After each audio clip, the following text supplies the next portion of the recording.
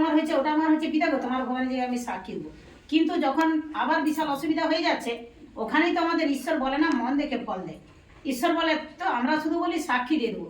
আর যখন আবার বেশি অসুবিধা হয়ে যাচ্ছে, ডাক্তারখানা দিয়া 5,000 গায়ে 10,000 টাকা ডাক্তারকে দিয়ে আমরা ওষুধ খেয়ে নিচ্ছি, তবু কমেনি, তখন কিন্তু আমরা বলিনি একটু। কিন্তু ঈশ্বরের কাছে যে আমাদের ক্ষুদ্র সম্মান তোলার প্রয়োজন আছে, এটাই কিন্তু আমরা করিনি। এটা কিন্তু সত্যি আমাদের প্রচুর প্রয়োজন। আমার কয়েকদিন ধরে, এক সপ্তাহ ধরে আমাদেরও প্রচুর ভুল হয়ে যায়। কারণ কেন ভুল হয় বলো তো? শয়তান আমাদেরকে ভুলিয়ে দেয়। মানে এক সপ্তাহ ধরে প্রচুর কাশি হচ্ছে, এতটাই কাশি হচ্ছে মানে কেসে কেসে যেন একদম থাকতে পারছি নি। তো নিজেই বলতেছি, পিতা গো তোমার ওখানে সাক্ষী দেবো, পিতা আমার কাশিটা যেন না হয়নি, যেন সুন্দর হয়ে যায়। ওই যতই বলতেছি তত যেন আরও হচ্ছে, আরও বেশি হচ্ছে, আর কমতে চাইনি। তো পিতাকে অসংখ্য ধন্যবাদ। পিতা বলে আমার কী ভুল হয়েছে পিতা, তুমি আমাকে জানা, আমাকে জানকারি দাও, আমি যেন বুঝতে পারি কী ভুলটা হচ্ছে, কেন আমার কমেনি।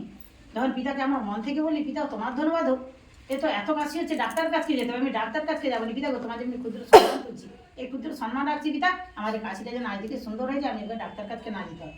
দেখো তারপর থেকে আর কিছু নাই, তো পরিস্থিতিটা সুন্দর করে দিলাম।